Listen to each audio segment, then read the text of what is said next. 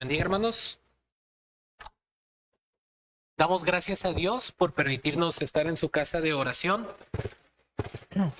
Les pido que vayan conmigo ahí a Primera los Corintios capítulo 13, donde nos quedamos el domingo pasado. El domingo pasado vimos los primeros 3 versículos. Si el Señor nos lo permite, es mi propósito ver de los versículos 4 a la primera parte del versículo 8. Primera los Corintios capítulo 13. Por favor, hermanos. Cuando localicen el texto, hermanos, pueden alzar sus Biblias como señal de que ya lo tienen, para saber que lo tienen muy bien, hermanos. Vamos a ir leyéndolo conforme vayamos explicándolo, hermanos, pero quisiera orar, ya que ahorita les voy a explicar por qué. Vamos a orar. Padre amado, venimos delante de tu presencia, dándote gracias por tu bondad, amor y misericordia. Te rogamos, Señor, que en tu gracia me permitas a mí, Señor, como tu portavoz, ser fiel a la exposición del texto con claridad, pero sobre todo que nos des la capacidad de arrepentirnos, de amarte y de poner en práctica lo que tu palabra nos dice, Señor. Que tu Santo Espíritu nos capacite, nos ilumine, nos ayude y que a ti sea la honra y la gloria, Señor. Abre nuestros corazones a tu verdad. Te lo pedimos y te damos gracias. En el nombre de nuestro Señor Jesucristo. Amén. Hermanos, este es uno de los textos más difíciles de predicar en mi vida y en mi ministerio. Confieso, hermanos, este es uno de los textos más difíciles de predicarles a ustedes. Y la dificultad no radica simplemente en el estudio del texto. La dificultad no radica porque el texto no sea claro, sino la dificultad emana de lo que el texto nos dice y a lo que nos reta. Por eso es difícil. Entonces, por eso les digo, hermanos, reconociendo nuestra incapacidad de vivir a la altura, al estándar del carácter de Cristo, me siento pequeño, pero en la gracia de Dios pido que Él use este texto para avivar la iglesia, para que podamos ser una iglesia gloriosa, que no tenga mancha y arruga, que amemos la verdad, que prediquemos la verdad, pero al mismo tiempo que amemos como Cristo nos manda amar. Así que después de esta confesión, hermanos, procedo a ver con ustedes. Recordemos que el domingo pasado vimos de los versículos 1 al 3. Y en estos versículos, hermanos, vimos la superioridad del amor. Pero los versículos 4 a la primera parte del versículo 8, vamos a ver las características del amor. Si bien el domingo pasado, repito, vimos la superioridad del amor, en estos versículos vamos a ver las características del amor, es decir, en qué consiste el amor. Pablo ya nos exhortó entonces que si nosotros habláramos lenguas humanas y angélicas, pero no tenemos amor, venimos a hacer como puro ruido. Si nosotros tenemos el don de profecía y entendiéramos todos los misterios y tuviéramos todo el conocimiento y si tuviéramos toda la fe de tal manera que pudiéramos trasladar los montes, pero no tenemos amor, no somos nada. Y si cometiéramos los actos más abnegados que puede cometer el hombre, que es repartir sus bienes para dar de comer a los pobres, entregar su cuerpo para ser quemado, aún eso, hecho sin amor, de nada nos es provechoso, de nada nos sirve. Ya nos hace ver entonces la superioridad del amor, la necesidad que tenemos de poner en práctica el amor, pero de los versículos 4 en adelante nos va a describir cómo es el amor personificándolo. Entonces Pablo utiliza una figura literaria, la personificación, y introduce el amor como si fuera una persona y le da características. El propósito es enseñarnos cómo es el amor y para que nosotros podamos examinarnos a la luz de estas características y ver si realmente estamos amando. La pregunta, mis hermanos, sería: ¿cómo sé si estoy amando verdaderamente? Porque todos nosotros podemos decir que amamos, ¿cierto? Todo el mundo amamos. Pero la pregunta es, ¿cómo sabemos si estamos amando bíblicamente, verdaderamente? Yo puedo tener una opinión elevada de mí mismo, Yo puedo tener una opinión externa y superficial y vaga de usted porque yo no le conozco su corazón. Pero la palabra de Dios que nos invita a hacernos una radiografía interior es la que nos puede decir si realmente, a la luz de estas características que vamos a ver, si realmente estamos amando como el Señor quiere que lo hagamos. Por tanto, mis amados hermanos, en este texto, Cristo nos muestra las características del amor para que lo imitemos. Repito, en este texto, Cristo nos muestra las características del amor para que lo imitemos. Eso es lo que vamos a estar viendo. Y en el versículo 4, hermanos, primero el apóstol comienza describiéndonos lo que el amor es. Después procede a explicarnos lo que no es el amor. Y por último continúa con el argumento de lo que el amor es. Entonces, básicamente lo que vamos a ver es qué es, qué no es y qué sí es. Pero todo esto ayudándonos a entender en qué consiste realmente amar como Dios quiere que amemos. Lo primero que hay que recordar, hermanos, es que el capítulo 3 es un paréntesis en la argumentación de Pablo de que debemos de anhelar los dones que son de mayor edificación para la iglesia, y uno de esos dones es el de la profecía, la proclamación, la enseñanza fiel de la palabra de Dios. Es un argumento para la predicación expositiva. La iglesia se sostiene, se edifica y se levanta con la exposición fiel de la palabra de Dios. Debemos de orar, debemos anhelar que el Señor nos envíe hombres capaces, valientes, fieles, que proclamen la palabra de Dios, ¿o no? A ver. Pero aún ese don que es necesario y que Pablo nos manda que anhelemos, que procuremos esos dones, dice que todo eso, sin el ingrediente esencial, el camino más excelente que él está mostrando en el capítulo 13, de nada nos serviría. Lo que Pablo quiere lograr aquí entonces es que los creyentes ejerzamos los dones espirituales que el Señor nos ha dado con el amor para que realmente glorifique a Dios y sea de bendición para otro. Los dones espirituales no han sido recibidos para edificarnos a nosotros mismos solamente o para nuestro propio provecho o beneficio, sino para edificar al cuerpo de Cristo. Y el ingrediente esencial es el amor. En los versículos 1 al 3, entonces él nos hace ver la superioridad del amor, y aquí del versículo 4 en adelante ya entramos en materia en lo que es el amor. Primeramente, dice la primera parte del versículo 4, vaya conmigo ahí, la primera característica: el amor es sufrido. El amor es sufrido. Y algo que quiero que noten aquí, de notar, hermanos, que el sustantivo amor aparece alrededor de unas 9 veces en este capítulo implícito. Si usted cuenta las veces que aparece la palabra amor aquí en el texto, en la Reina Valera va a contar 8, pero en el griego, en el original, son 9 veces las que aparece el sustantivo amor en este capítulo. 9 veces y explícito, pero los demás verbos hacen alusión al amor. Así que la idea central de este capítulo es el amor. 9 veces se menciona el sustantivo amor aquí. Y la palabra agape tiene que ver con el amor divino. Tiene que ver con el amor divino. Y Pablo está enfatizando esto. Y comienza diciendo él, el amor es sufrido. Para empezar, hermanos, esta palabra, ser sufrido, voy a estar aquí explicando algunas palabras griegas, hermanos. No quiero que sea una predicación técnica, pero sí quiero que entienda el concepto para poderlo poner en práctica. Esta palabra griega, hermanos, que se traduce aquí por el amor es sufrido, viene del griego makrosumeo, y aquí significa mostrar control interno y externo en circunstancias difíciles. Por eso de ahí algunos lo traducen como ser sufrido. Note, es mostrar control interno y externo en circunstancias difíciles. Esto, por ejemplo, Kittel dice que es la gozosa capacidad de soportar. Miren, cualquiera de nosotros pudiéramos decir yo aguanto, pero otra cosa es aguantar gozosamente. Gozosa capacidad de soportar. Miren, vamos allá a 2 de Pedro 3:9, hermanos.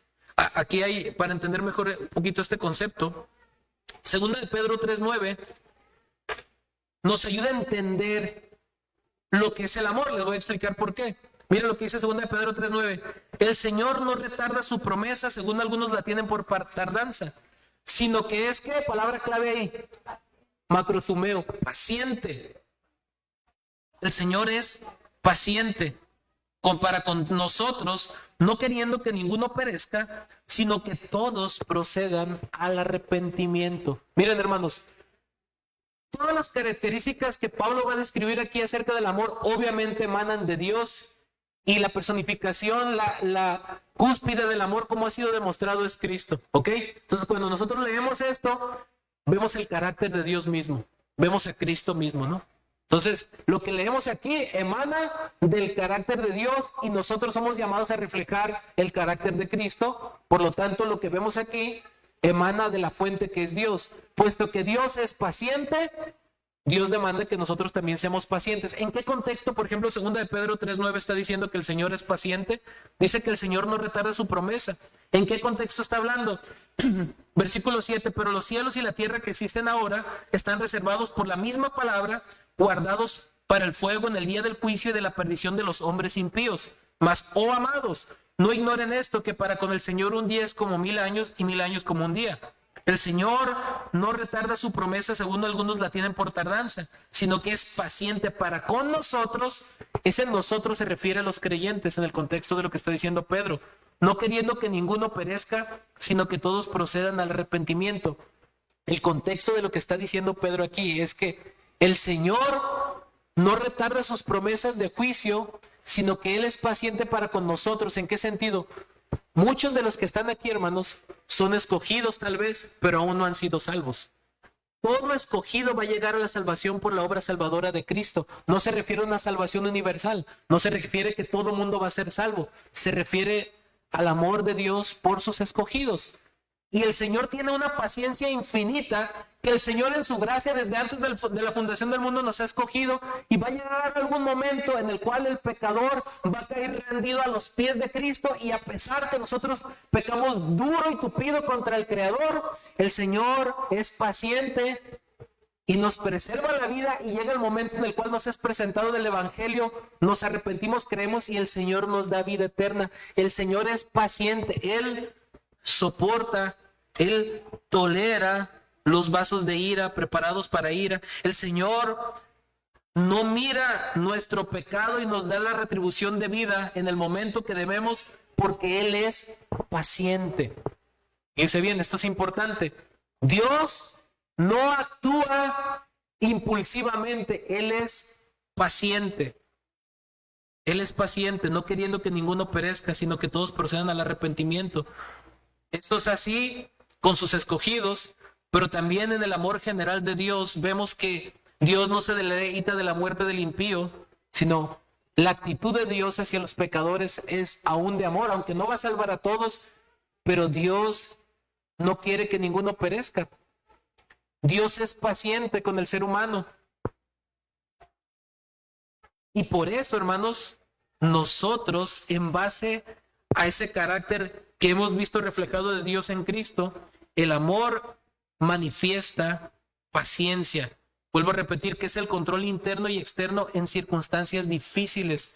De ahí a ser sufrido, es la gozosa capacidad de soportar. Es decir, que una persona que ama, debemos de tener la capacidad de tener control interno y externo en circunstancias difíciles y soportar. No querer tirar la toalla a la primera, no explotar a la primera. El amor se manifiesta en esta capacidad de esperar, de soportar pacientemente. Hermanos, ¿cuánta falta no hace en nuestras propias vidas, en los hogares, en los matrimonios, en la iglesia, en todo lugar, la paciencia? ¿No es así? Hacemos tristemente muchas veces de paciencia, y cuando nosotros somos impacientes, no estamos manifestando el amor divino. Esa es la realidad.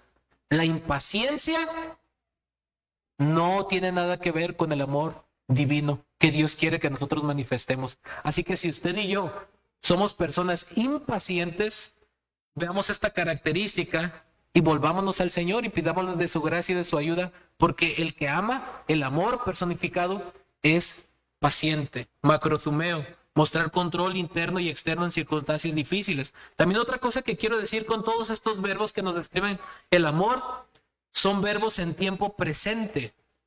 Son verbos en tiempo presente. ¿Y esto qué tiene que ver? Esto denota que son acciones continuas, no es algo que sucede una sola vez en el pasado o en el futuro, es algo que nos debe de caracterizar, una forma de vida, es algo que debe de ser continuo, son características que deben de desarrollarse continuamente, que deben de caracterizar la vida del creyente. No es algo puntual en la vida del creyente que de vez en cuando tú y yo vamos a ser pacientes, es algo que en lo general nos debe de caracterizar.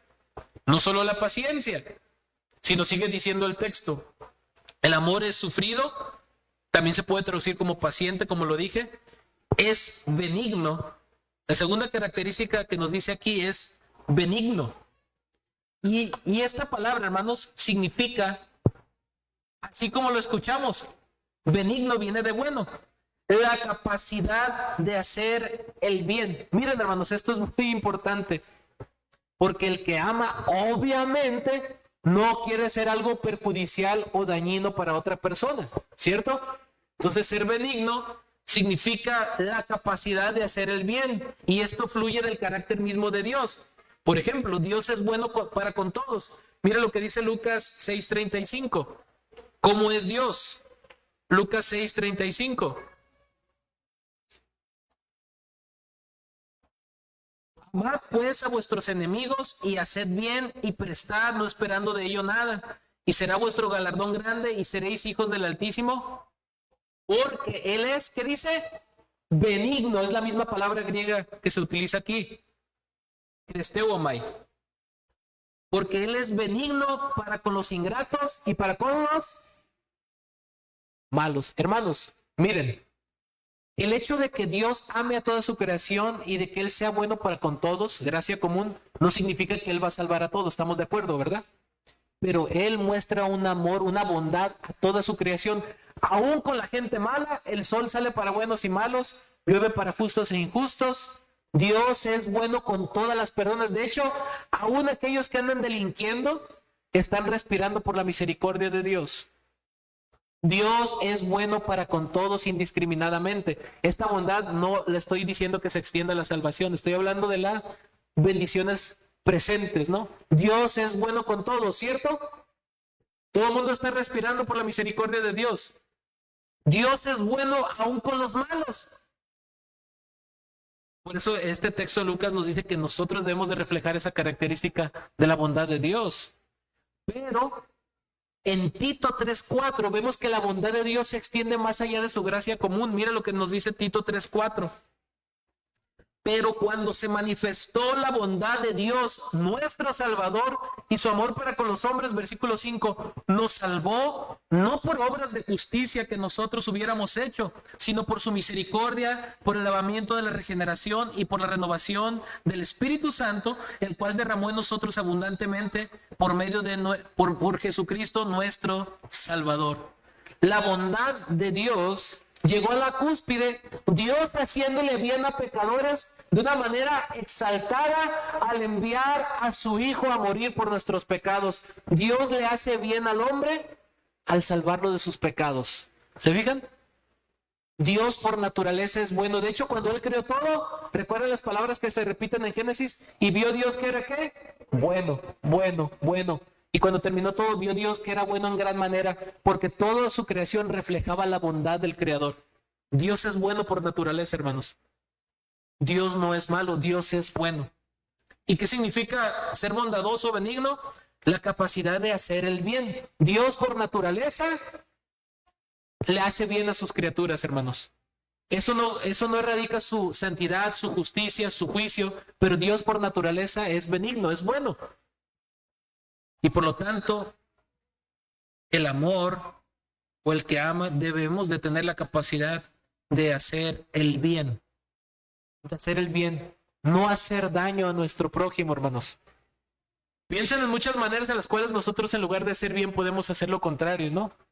un comentario hiriente, un sarcasmo, un chisme, un insulto, una burla, un silencio soberbio. Pero piensen en todo lo contrario. Siempre nosotros podemos hacer algo que beneficie al otro, hacerle el bien. Eso es ser bondadoso, porque refleja a Dios, refleja a Cristo. Nadie ha amado como Él. Y somos llamados a reflejarlo, hermanos. El que ama es bondadoso, es benigno. Recuerden que aquí la palabra amor es como, el amor se está presentando como si fuera una persona, pero realmente es una figura retórica. Lo que Pablo quiere hacer ver es que los corintios y nosotros nos adentremos en ese papel y nos sintamos identificados con ese personaje llamado amor y digamos, no, esto yo no lo cumplo, esto yo no lo cumplo. Cristo sí lo cumple, pero Él me puede ayudar a cumplirlo. ¿Se fijan? El amor entonces es paciente, el amor es bondadoso. De hecho, en el griego, hermanos, dice, el amor es paciente, el amor es bondadoso, no es celoso el amor, así dice en el griego. No se repite 3 veces la palabra amor. La siguiente característica que dice, ahora de lo que el amor no es, usando el contraste con lo negativo, el amor no tiene envidia. El amor no tiene envidia. Y esta palabra, hermanos, envidia, viene del griego celo, de donde viene la palabra celos o celoso, ¿no? Y la envidia competitiva que se refiere aquí es, fíjese bien, es el deseo doloroso por algo que no se posee y que otro sí. Es el deseo doloroso por algo que no se posee y que otro sí. De hecho, es una de las obras de la carne según Gálatas 5:20, ¿no? Cuando tú y yo nos molestamos, nos enojamos, nos sentimos tristes por el bien que le sucede a otro, eso no es manifestar amor. ¿Sí? Al contrario, ¿qué es lo contrario de esto? Alegrarnos con los que se alegran y entristecernos con los que se entristecen, ¿no? Si Dios bendice a alguien, gloria a Dios. ¿Qué pasaba con los corintios? Ay, ese tiene dones más espectaculares, es más que el otro no. Andaban con carnalidades y divisiones, ¿no es así? Hermanos, no debemos de anhelar tener lo que otro tiene simplemente para lucirnos. El camino más excelente es el amor. Y todas las capacidades que el Señor nos da es para ponerlas al servicio de otros, para la gloria de Dios y por el amor que hemos recibido de Cristo, pero no para andarnos beneficiando a nosotros mismos. No debemos de anhelar lo que otro tiene simplemente por codicia. ¿Sí? Obviamente hay un sentido de desear lo que otro tiene en el sentido bueno, ¿no? Debemos de anhelar imitar lo bueno de otras personas. Hoy mira, yo miro que el hermano es muy buen administrador, yo quiero imitar eso de él. Eso es bueno, ¿no? O yo miro que tal hermana tiene estas cualidades, yo quiero imitarla así como ella imita a Cristo. Pablo mismo dijo, sean imitadores de mí así como yo imito a Cristo. Anhelar algo bueno de otros en cuestión de su carácter para glorificar a Dios, eso no es lo que es pecaminoso. Es cuando anhelamos pecaminosamente algo que alguien más posee y que nosotros no. Ese es el problema. Cuando amamos, no sentimos ese deseo doloroso por lo que alguien posee y nosotros no. Hermanos, debemos de estar conscientes de que Dios nos manda a reflejar su carácter y cuando nosotros sentimos dolor o incluso el deseo de que le vaya mal a alguien, hermanos, eso no es una actitud piadosa. ¿Sí? Eso no es piadoso. Eso no tiene nada que ver con el amor. De hecho, lo que sí nos dice Gálatas 5:20 es que es una obra de la carne en contraposición con el fruto del Espíritu. ¿Qué nos sigue diciendo el texto de lo que el amor no es? El amor no es jactancioso. No es jactancioso. Otra traducción posible podría ser no hace alardes. Esta palabra jactancioso o hacer alardes tiene que ver con la arrogancia en el hablar. Tiene que ver con la arrogancia en el hablar. Mire lo que nos dice Proverbios 16:18, hermanos. Proverbios 16:18. Antes del quebrantamiento es la soberbia y antes de la caída la altivez de espíritu, ¿no? ¿A qué va a llevar el orgullo, la arrogancia, hermanos? A la caída. La antítesis de esto es la humildad. A la arrogancia al hablar, ¿no? El pensar o sentirnos mejor que los demás y pensar que nosotros estamos en otro nivel y que los demás no son dignos de mí y expresarnos con saña de otros viéndolos como inferiores. Incluso tenemos ahí en Filipenses capítulo 2 lo que Pablo nos dice, el antídoto contra esto, ¿no? Versículo 3 de Filipenses 2, nada hagan por contienda, por vanagloria, antes bien, fíjese, lo contrario, con humildad, estimando cada uno a los demás como superiores a él mismo, no mirando cada uno por lo suyo propio, sino cada cual también por lo de los otros. Luego en el versículo 5 en adelante, haya pues en ustedes este sentir que hubo en Cristo Jesús, ¿no? Y pone su ejemplo, su humillación como causa de su exaltación. El verdadero camino a la exaltación no es la exaltación, sino lo contrario, la humillación. La arrogancia en el hablar, el expresarnos con saña, con burla, con sarcasmo, con ira o con malicia de otras personas. Eso es arrogancia, hermanos, ¿no? O hablar desmedidamente, tener un alto concepto de nosotros mismos y hablar con arrogancia, con autosuficiencia, eso también es pecaminoso y no tiene nada que ver con el amor, hermanos. ¿Qué más sigue diciendo el texto de lo que el amor no es? No hace alardes, es decir, no es jactancioso, no se envanece. Otra manera de traducirlo podría ser, no se infla de orgullo. De hecho, es curioso que un diccionario Tugui dice que esta palabra fusio del griego puede significar llenarse de viento como un sapo, ¿no? De alguna manera es inflarse. Tiene que ver con la autosuficiencia. De hecho, Colosenses 2:18 utiliza esta palabra, hermanos. Miren, Colosenses 2:18 dice: nadie os prive de vuestro premio, afectando humildad y culto a los ángeles, entremetiéndose en lo que no ha visto. Escuchen esta palabra, vanamente hinchado por su propia mente carnal. Esa palabra hinchado es la misma palabra que aquí.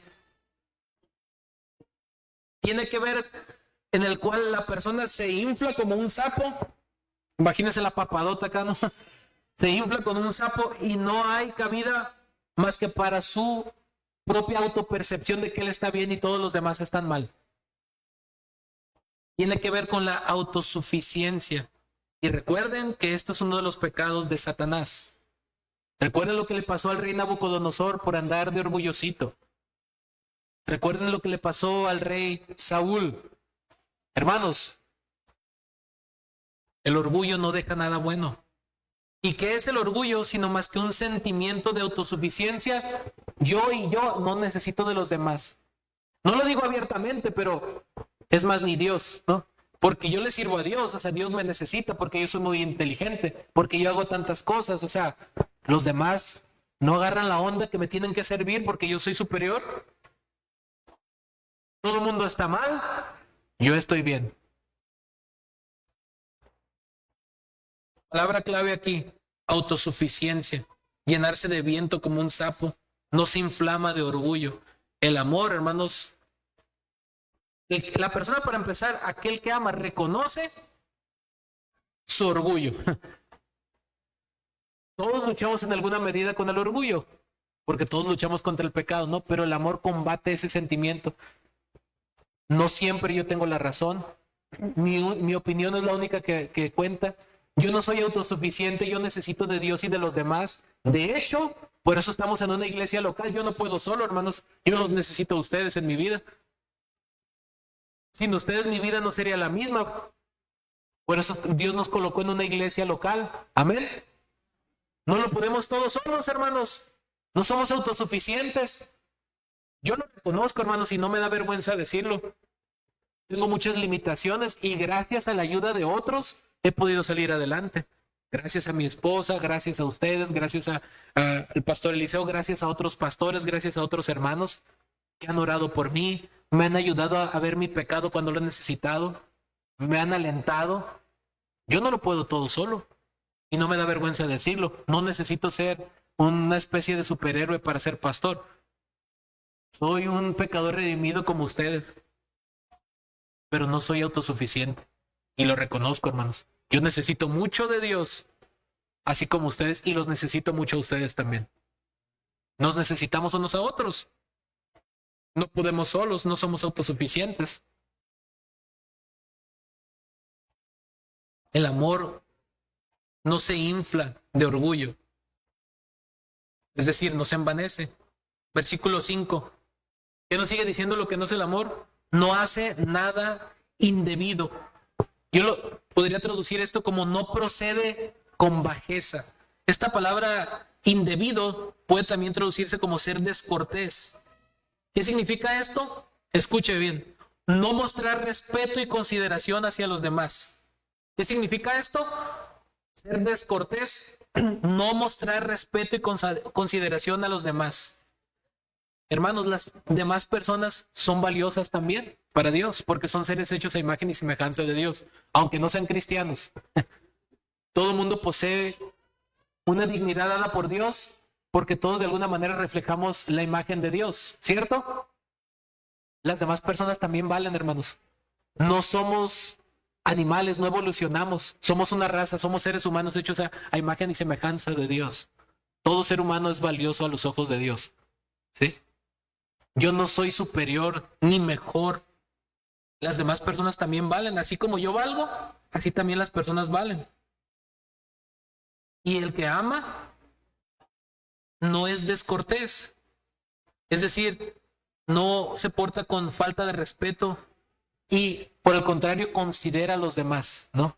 Antes de considerar cómo me siento yo y mis necesidades, considera a otros.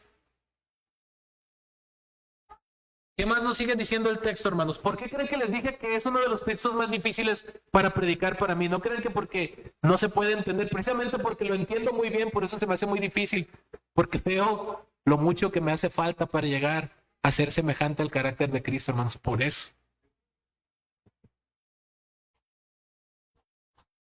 No es jactancioso, no se envanece, no hace nada indebido. Versículo 5, no busca lo suyo.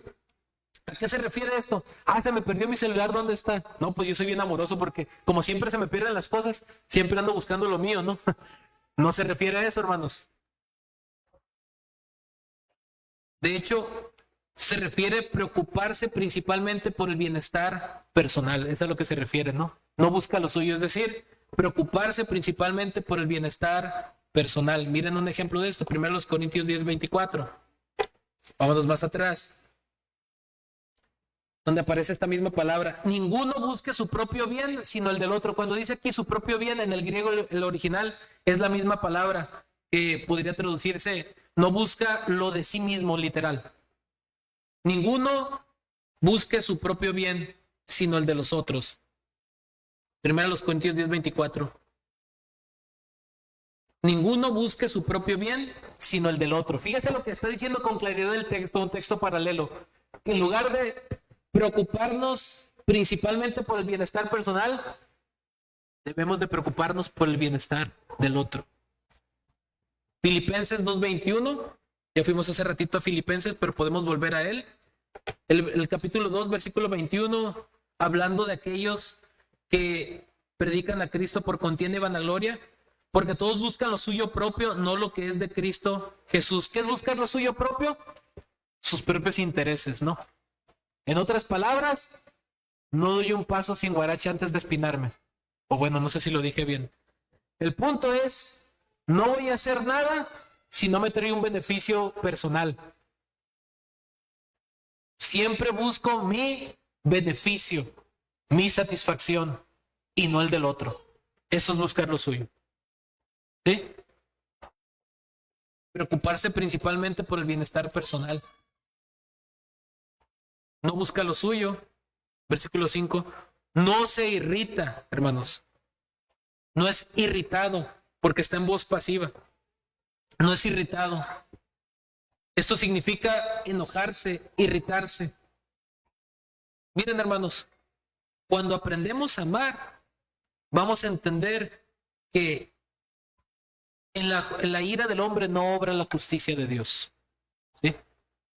Por mucho que yo abogue que mi causa es justa, si estoy enojado por algo que no se me respetó a mí, por exigir mis derechos y no por la gloria de Dios, no tiene nada que ver con un enojo piadoso, ¿no? Mira lo que dice el Salmo 103, versículos 8 al 12.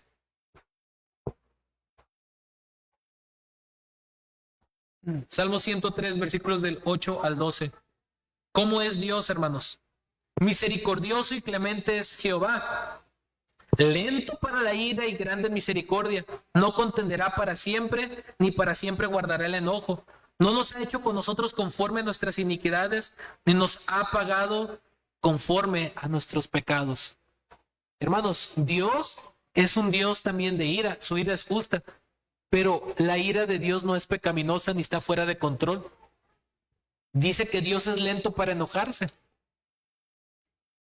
Cuando somos de mecha corta, hermanos, y por cualquier cosita nos irritamos y enojamos y explotamos, no estamos manifestando el amor bíblico, ¿no? Y no podemos poner de pretexto o excusa las circunstancias o a las personas o algo fuera de nosotros. Tiene que ver con nuestro corazón, porque del corazón es de donde sale todo lo malo, dijo el Señor. Entonces, cuando explotamos o nos irritamos así, es porque no estamos considerando a los otros. Estamos exigiendo nuestro propio deseo. Y como no está siendo satisfecho ese deseo y percibimos una injusticia, entonces respondemos en base a eso de una manera pecaminosa, que es con la irritabilidad, ¿no? Mira lo que dice Proverbios 4:29.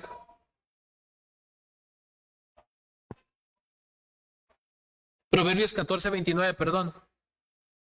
El que tarda en airarse es grande de entendimiento, pero el que es impaciente de espíritu enaltece la necedad. La Biblia nos dice que cuando nosotros somos de mecha corta, somos necios. El que tarda en airarse es grande de entendimiento. Otra manera de decir, es sabio. Ser lento para la ira es reflejar a Dios, por lo tanto es ser sabio. Cuando amamos, es cuando vamos a poder controlar el enojo. Cuando falta amor, obviamente va a haber irritabilidad. ¿Por qué? No estamos considerando a Dios y su gloria ni a los demás, sino estoy considerándome a mí mismo y por eso le doy rienda suelta a mi pecado, a mi ira. No se irrita, hermanos. No guarda rencor. Miren la última parte del versículo 5, no guarda rencor. Esta palabra del griego logizomai es un término contable que de hecho se utiliza en Romanos 4, 3 al 5. Significa cargar a la cuenta de mantener un registro contable, pero en este contexto es mantener un registro contable mental de las ofensas. Mire el sentido que tiene esta palabra logizomai en Romanos 4 del 3 al 5. Aquí nos habla del argumento de la justificación, pero quiero que note algo. Romanos 4 del 3 al 5 nos dice así: porque ¿qué dice la escritura? Creyó Abraham a Dios y le fue, ¿qué dice? Contado. Esa palabra es la misma que estamos viendo aquí, logizomai. Le fue contado por justicia, pero al que obra no se le cuenta el salario como gracia, sino como deuda. Mas al que no obra, sino cree aquel que justifica al impío, su fe le es logizomai, contada por justicia. Habla de términos contables, ¿no? Mantener un registro de las deudas, ¿no? ¿Qué quiere decir con esto? No toma un registro contable mental de las ofensas, es decir, no es una persona histórica que guarda el rencor, las ofensas y las tiene aquí presentes como si tuvieras un cartelón ahí enfrente de ti, ¿no? No, mira, yo no le hablo a fulanito tal, porque hace 15 años me dijo esto y me ofendió, ¿no? Hermanos, ¿qué es eso de que ha habido situaciones en las cuales hay personas que tienen un rencor guardado en su corazón y de repente sale la amargura ahí después de 5 años y tú dices, ¿qué pasó ahí? Es que hace 5 años me picaste el ojo y no te he podido perdonar. Y bueno, ¿y por qué hasta ahorita? 5 años. Y ahí están con las ofensas presentes, ¿no? Al rojo vivo ahí. Y no lo puedo perdonar, pastor. No lo puedo perdonar.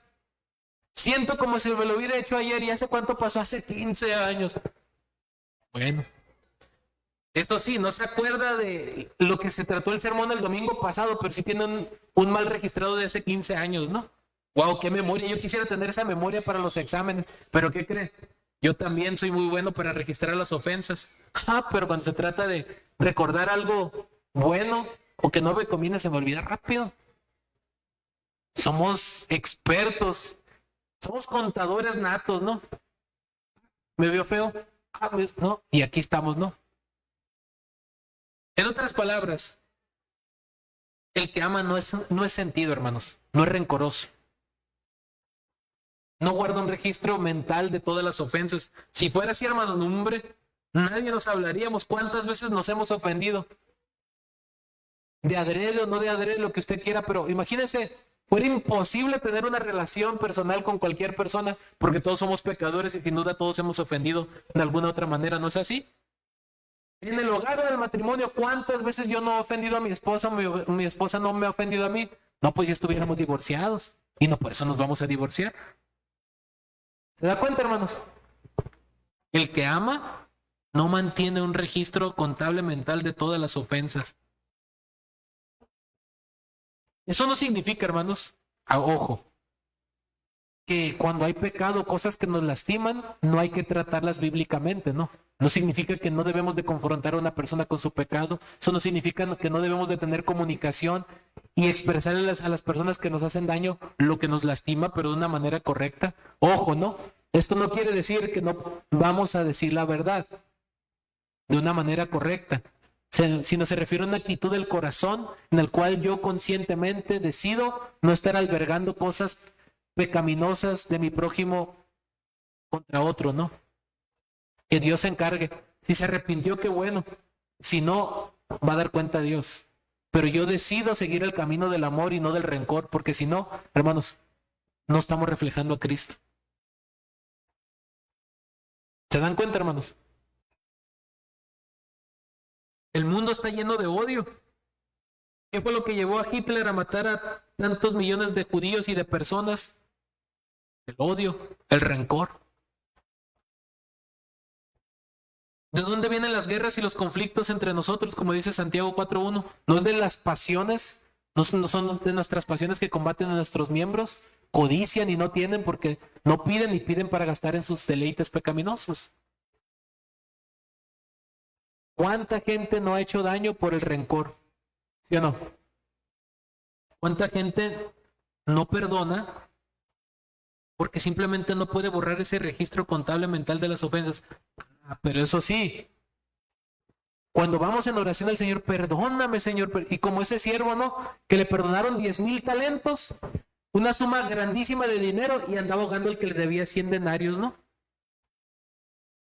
Si no te voy a meter a la cárcel, y lo metió. Cuando supo eso, su amo, ¿qué hizo? Ah, no. No tuve misericordia de una deuda tan grande y no puedes perdonar algo tan pequeñito.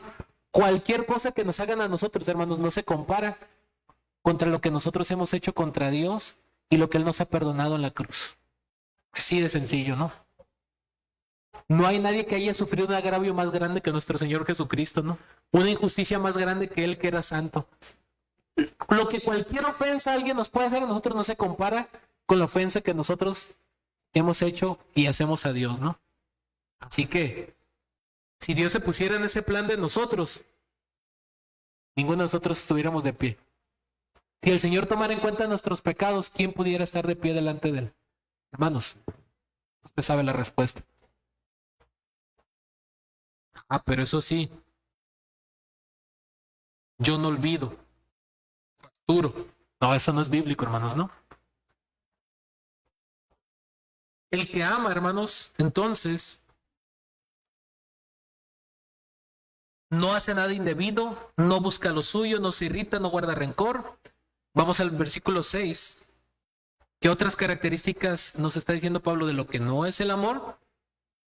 No se goza de la injusticia. Esta palabra, hermanos, de este verbo de gozarse, Jairo, se puede traducir como regocijarse, es decir, ponerse muy alegre, muy contento. No se alegra de la injusticia. Miren, para entender un poquito lo que significa esta palabra, regocijarse, en Mateo 18:13 aparece este verbo, Jairo, Y miren en qué contexto.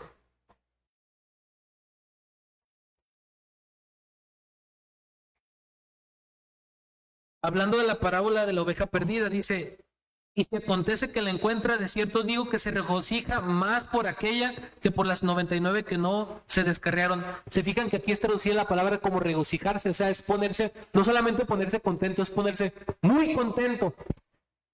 Con la sonrisa así como del guasón, no, bien contento. Hermanos, el que ama no puede alegrarse de la injusticia. Y mira lo que nos dice Primera de Juan 5:17. Primera de Juan 5:17. No solamente se refiere a actos concretos de injusticia, no, miren lo que se refiere, lo que es injusticia, la Biblia, según la Biblia. Primera Juan 5:17. Toda injusticia es ¿qué? Pecado. Por lo tanto, todo pecado es injusticia. ¿Se fijan la lógica? Todo aquello que ofende a Dios, que es contrario a su palabra, a su carácter santo, es injusticia, diquía. Y por lo tanto, el que ama bíblicamente no se va a alegrar en eso. ¡Ah, qué bueno para que se le quite! No se alegra de la desgracia ajena. No se alegra de chistes colorados que otros, no se alegra cuando otros están burlando de otra persona, cuando están criticando a otro. No se alegra del mal ajeno. No se alegra ver que a una persona le esté yendo mal aunque se lo merezca. No se alegra cuando alguien está haciendo algo contra el Señor. De hecho, amar también es odiar, es la contraparte, hermanos. Porque si nosotros amamos, vamos a amar todo lo que es de acuerdo al carácter de Dios y su palabra. Y eso nos va a hacer que odiemos lo que es contrario a su carácter y su palabra, ¿no? Entonces, la contraparte del amor es el odio. Amar también es odiar, porque es odiar todo aquello que no se conforma a lo santo, a lo puro. ¿Se fijan, hermanos? ¿Cómo vas a alegrarte de aquello que es pecaminoso, aquello que está ofendiendo a Dios, aquello que está rebajando su gloria? Obviamente, no podemos permanecer tranquilos, hermanos, cuando nosotros escuchamos blasfemias, cuando escuchamos falsas doctrinas, cuando vemos actos morales descarados en contra de la palabra de Dios. ¿Y quién soy yo para juzgar, no? De hecho, ser tolerante con eso no es amar. Eso es lo contrario, aborrecer, pero de una manera pecaminosa, ¿no? Ser tolerante con el pecado, eso no es ser amoroso, hermanos. Porque el amor no se regocija, no se alegra sobre la injusticia, sino que hay un contraste. Aquí hay una conjunción adversativa, sino que se alegra juntamente con la verdad. Y es interesante cómo está aquí en el griego, hermanos, porque la palabra verdad aquí es otra personificación. Es como, de hecho, el verbo es alegrarse juntamente con. No solamente, no dice se alegra de la verdad, sino que en el original está se alegra juntamente con la verdad. Es decir, presenta la verdad como estando bien contenta y al que ama alegre junto con la verdad. ¿Por qué, hermanos? Miren, es interesante porque aquí yo me hice una pregunta. ¿Por qué hay un contraste aquí entre injusticia, adiquía? Y lo más lógico es que dijera, el amor no se goza de la injusticia, sino que se goza ¿de qué? De la justicia, ¿verdad? Pero ¿por qué utiliza aquí verdad en lugar de justicia? Es interesante esto, hermanos, ponga atención. ¿Por qué verdad en lugar de justicia? Fíjese bien, porque la justicia es el resultado de permanecer en la verdad. Lo encierra todo Dios y su palabra. Es la capacidad de permanecer firmes, perdón, es el resultado de permanecer en la verdad. Miren, hay otros textos donde hay una relación y hay un contraste entre injusticia y verdad. Mire, por ejemplo, en 2 Tesalonicenses 2:12, podemos ir ahí.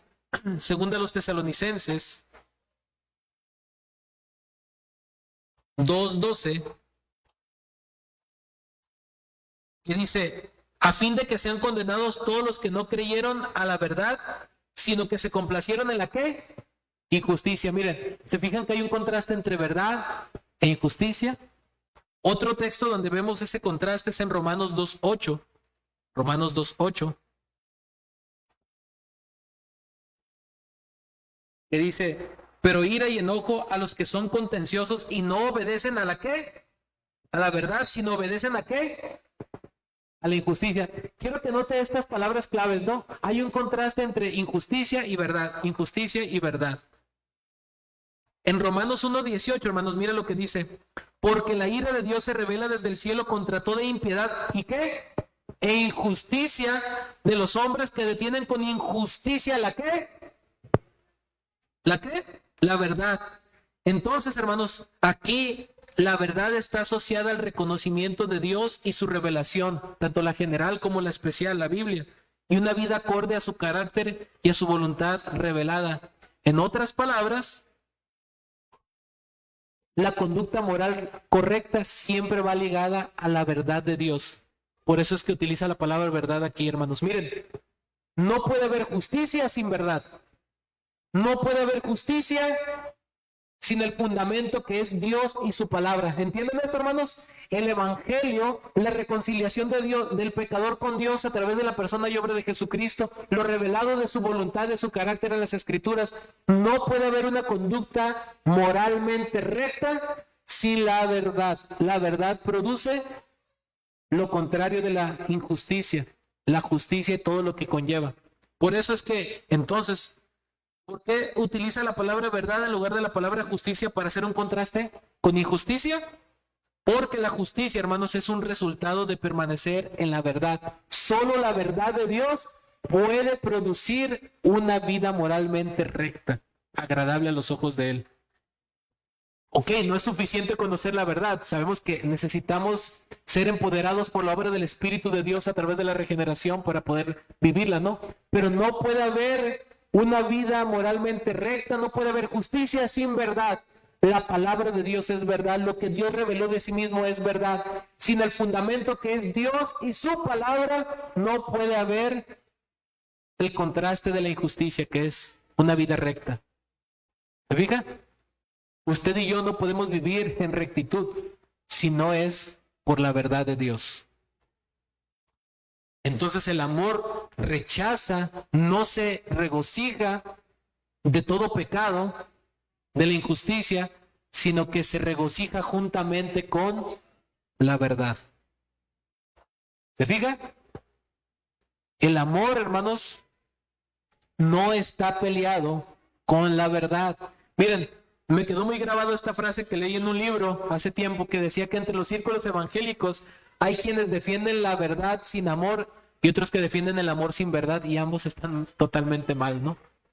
Pensamos que el ser amorosos tenemos que tolerar el pecado y ser consecuentes, no decir nada, no confrontar. Pero por el otro lado creemos que a veces que ser firmes, tenemos que ser ásperos y soberbios, eso tampoco tiene nada que ver, ¿no? O sea, el amor conlleva a que realmente ves las cosas como Dios la ve y sabes que no hay mayor bien que le puedes hacer a una persona que el confrontarlo con su pecado para que se arrepiente y crea en el evangelio y sea salvo. Porque si la persona no se arrepiente de sus pecados y confía en la obra redentora de Cristo, no hay remedio para él. Y vamos a ser francos y vamos a llamar al pecado como es. No vamos a andar con medias tintas, pero no lo vamos a hacer porque nos sintamos mejores o porque somos superiores, sino porque amamos a las personas y queremos su supremo bien. Claro, cuando nosotros le decimos a una persona ciertas verdades, pero con soberbia, con arrogancia, creyéndonos mejores, o para hacerla sentir mal o para herirlos, eso no tiene nada que ver con el espíritu del amor, ¿no? Es decir la verdad en amor, confrontar con amor, reprender con amor, ser firmes con amor. No están peleados el amor con la verdad. Recuerde que la verdad no se goza de la injusticia, pero del amor no se goza de la injusticia, sino que se regocija juntamente con la verdad. ¿Sí, hermanos?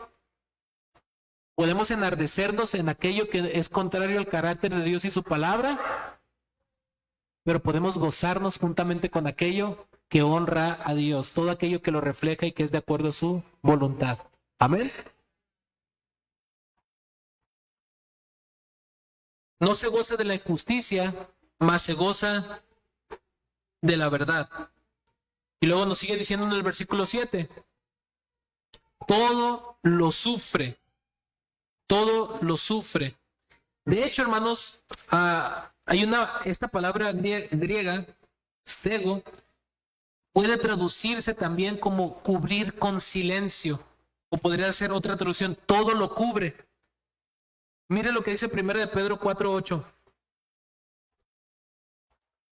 Y ante todo tener entre vosotros ferviente amor, porque el amor cubrirá ¿qué? Multitud de pecados. El sentido de esta palabra, hermanos, el sentido de esta palabra cubrir con silencio no significa solapar, sino significa cubrir con silencio, decidir no poner en mala reputación, aun cuando la otra persona sea lo que sea. Yo no voy a andarle exhibiendo o poniendo mal ante otra, y voy a tratar con todo mi corazón de que esa persona tenga una reconciliación con el Señor. ¿Se fijan? En mi corazón no voy a ceder a tener algo contra esa persona, sino que voy a cubrirla con silencio. No significa, cubrir con silencio no significa que no vamos a confrontar al pecador o las cosas, ¿no? O que no vamos a llamar a las cosas como son. Se refiere que yo no voy a andar ahí desparramando el chisme, ni hablando mal de las personas, ni exponiendo la amargura de mi corazón con otros. Se refiere que voy a tratar con amor esa falta, sí confrontando, sí siendo firme. Si tiene que haber disciplina, va a haber disciplina, pero todo con el propósito de que la persona se arrepienta y que Cristo sea formado en esa persona. Todo lo cubre, el amor cubrirá multitud de pecados. Todo lo cubre. Todo lo cree. Todo lo cree significa, hermanos, esta palabra del griego pisteo, este verbo, pues es común, ¿no? Creer. Pero aquí no se refiere a ser crédulos, ¿no? Como a ser simplistas, a ser ingenuos. No se refiere a esto. Se refiere que el que ama no es desconfiado, ¿no? Ay, yo no voy a volver a amar porque me hirieron, ¿no? Qué romántico, pero eso no es bíblico. Ya no confío en el amor. Me voy a cortar las venas con una lechuga. No, hermanos. El que ama no es desconfiado. Mire lo que dice Mateo 19:26.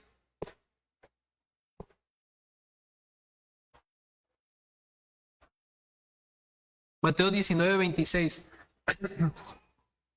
Y mirándolos Jesús les dijo: para los hombres esto es imposible, mas para Dios todo es posible.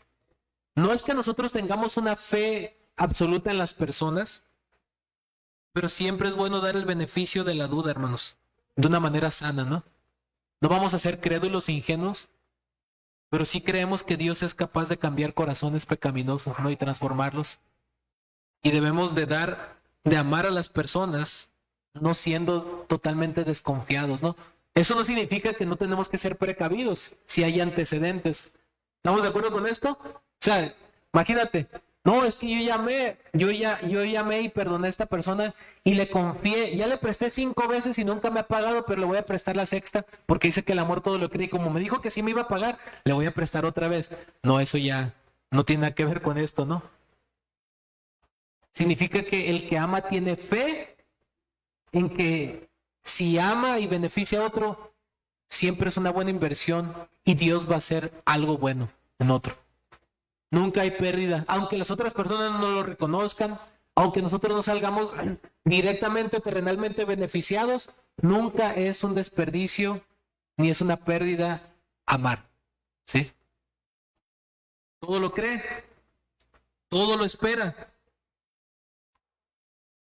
Todo lo espera significa aquí una espera con paciencia. Significa una espera con paciencia. Se refiere a que creemos que Dios va a cumplir sus promesas, hermanos. Creemos que Dios puede hacer la obra. Creemos que Dios va a cumplir lo que prometió. Y que al final de cuentas, si amamos, no salimos perdiendo. Salimos beneficiados porque eso glorifica a Dios y Dios nos va a recompensar por eso cuando lleguemos a su presencia. Tiene esperanza, hermanos. La esperanza no muere al último, no debe de morir, hermanos. Yo ya perdí toda esperanza. Mira, es que esa persona, por más que le echo el intento y todo, no se deja querer y no se ayuda. Ya perdí toda esperanza. Sí, hay cosas que nosotros no podemos Va a llegar un momento en el cual lo único que podemos hacer por una persona es orar, pero aún eso es esperanza, hermanos. Todo lo espera. Y luego dice, todo lo soporta. Todo lo soporta. Esta palabra hupomeno, del griego hupomene, y aquí se refiere a la capacidad de permanecer firmes en el sufrimiento. Se refiere a la capacidad de permanecer firmes en el sufrimiento. De hecho, es la palabra que aparece aquí en 2 Timoteo 2:12. 2 Timoteo 2:12. Si sufrimos, también reinaremos con él. Esta palabra, si sufrimos, es la misma palabra que aparece aquí, hupomeno, que significa la capacidad de permanecer firmes en el sufrimiento. Todo lo resiste. La capacidad de permanecer firme en el sufrimiento. Sabemos que amar no es fácil, pero el que ama va a permanecer firme en el sufrimiento porque eso refleja la persistencia de Dios. Pablo dijo, por tanto, todo lo soporto por amor a los escogidos para que también ellos obtengan la salvación que es en Cristo Jesús. ¿No es así? Dios no se dio por vencido por nosotros, ¿no? ¿Cuántas veces nos predicaron el evangelio? Incluso fuimos unos religiosos muchas veces sin un verdadero arrepentimiento y Dios no nos fulminó y en su momento dado nos regaló el don del arrepentimiento y de la fe. ¿No es así? Dios no se dio por vencido con nosotros. Todo lo resiste, hermanos. Escuchen expresiones como, ya no puedo más. Ya no puedo más con esto, ya voy a tirar la toalla. Ya no puedo resistir más. Ya no quiero. Más bien la palabra correcta, cuando yo también he tenido esos pensamientos, he tenido que corregirme a mí mismo y decir, no es que ya no pueda, es que ya no quiero. ¿Y por qué no quiero? Porque está ganando mi egoísmo en lugar del amor, ¿no? Porque sí puedo, solo que no quiero. Sí puedo perdonar la ofensa. Sí puedo seguir adelante cumpliendo mi responsabilidad hacia otros con amor, aunque no reciba algo a cambio. Pero como me hiere mi orgullo, me cuesta trabajo. Y a veces no quiero hacerlo. Ese es mi verdadero problema. Tengo que ser honesto. No es que no puedo, es que no quiero. Pero sí se puede. Porque el que ama, todo lo cubre, todo lo cree, todo lo espera, todo lo resiste. Y la conclusión es, el amor nunca se cae. Literal, así dice en el griego. El amor nunca deja de ser. El amor nunca es derribado, el amor nunca se acaba. El amor permanece firme. Porque refleja el carácter inmutable de Dios. Dios es amor y Dios nos ha amado desde la eternidad. Y el amor siempre lo va a reflejar, hermanos. Miren, ¿quién escribió esto? Pablo. Y Pablo, yo al estar estudiando este texto, tuve una lucha grande en mi corazón porque me sentí tan confrontado, así como ustedes, con muchas de esas características. Ya ni lo quería predicar, pero dije, no, todo lo resiste, todo lo cree, todo lo soporta, ¿no? Tuve que derramar algunas lágrimas ahí, pero al final de cuentas dije, bueno, yo he escuchado que dicen que Pablo era bien corajudito, ¿no? Y él, a ver, se le hace muy fácil escribir esto inspirado por el Espíritu Santo, pero que lo viva. Y en eso, que voy ahí a 2 Corintios 12:15 y me calla la boca. 2 Corintios 12:15 que dice, y yo con el mayor placer gastaré lo mío y aún yo mismo me gastaré del todo por amor de vuestras almas, aunque amándoos más sea amado menos.